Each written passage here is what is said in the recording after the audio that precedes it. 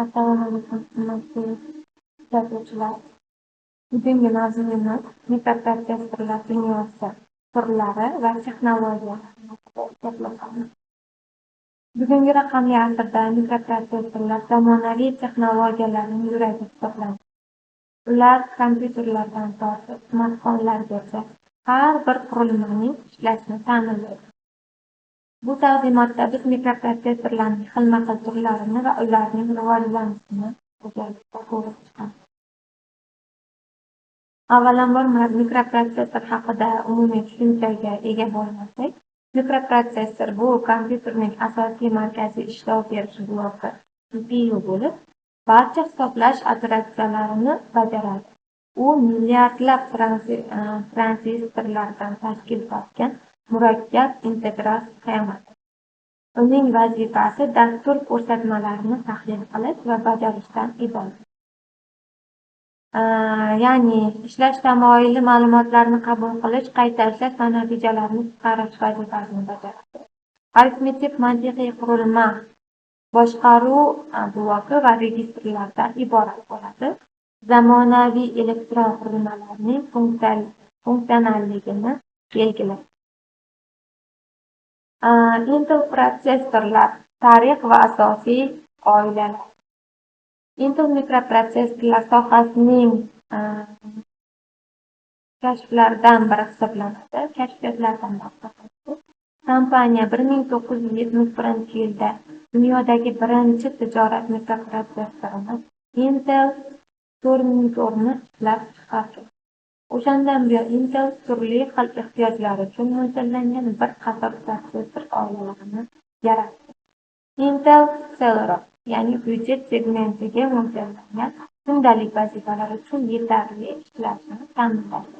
Mana bu yerda rasmini ham joylashtirib ketganmiz. Intel Core A7.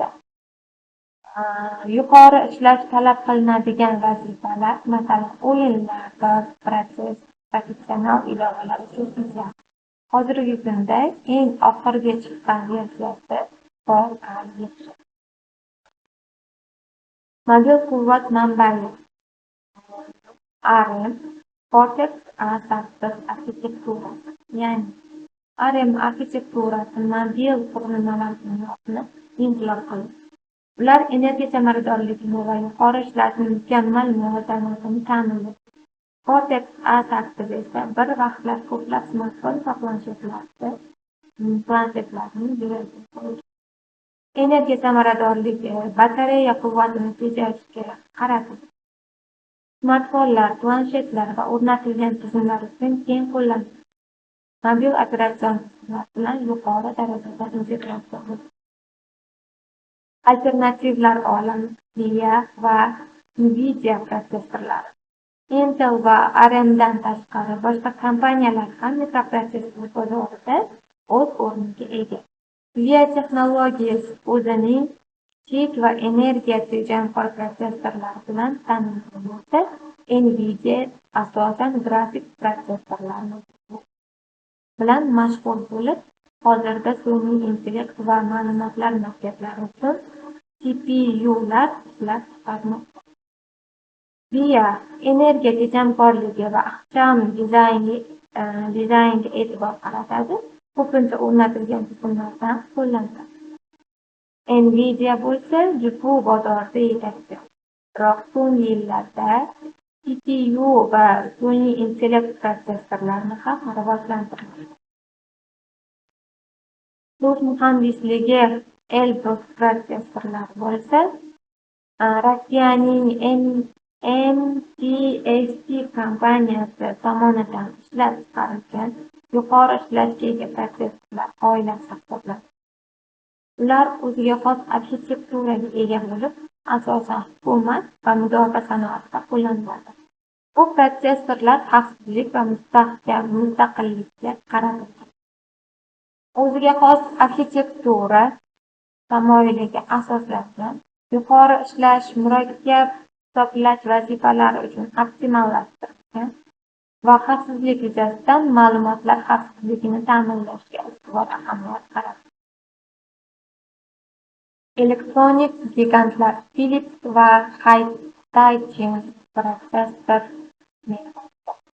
Philips va Hitachi kabi yirik elektronika kompaniyalari ham tarixda mikroprotsessorlar ishlab chiqarishda muhim rol o'ynagan. Ular o'z mahsulotlarini turli sohalarda, jumladan, maishiy elektronika va sanoat boshqaruvi tizimlarida qo'llagan. Philips protsessorlari ko'pincha audio va video qurilmalar va o'rnatilgan tizimlarda ishlaydi. Mana Philips protsessorlari. High-tech protsessorlari bo'lsa, keng doiradagi ilovalar uchun masalan, mikrokompyuterlar va sanoat tizimlarida keng qo'llaniladi.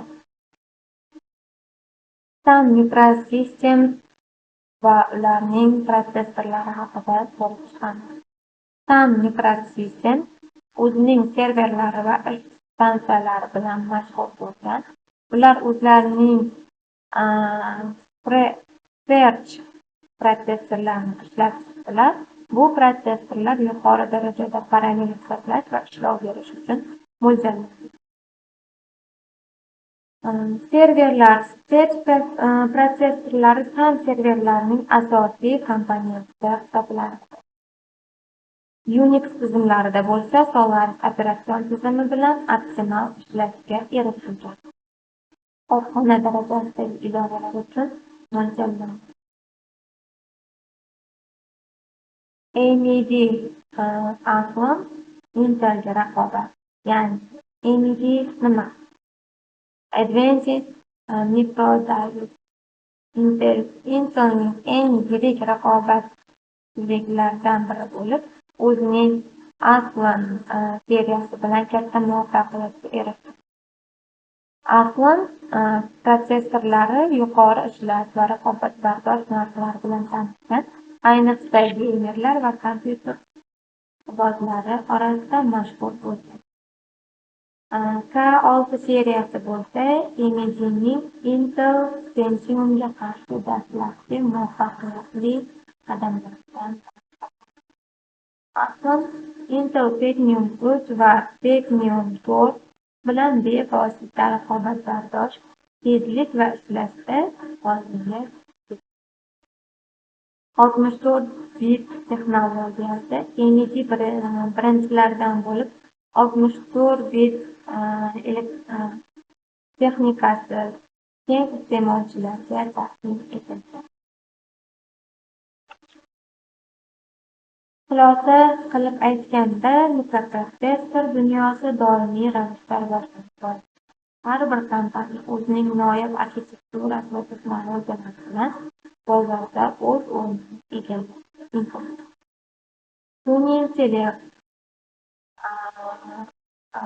kvant hisoblagich, integratsiyalashuv va energiya samaradorligi. Kelajakda mikroprotsessorlar yanada aqlli, yanada tezkor va energiya tejamkor bo'ladi. Bu esa bizning raqamli hayotimizni yengillashtiradi va osonlashtiradi. Bugungi mavzuyimizga mo'ljallangan darsimiz shundan iborat.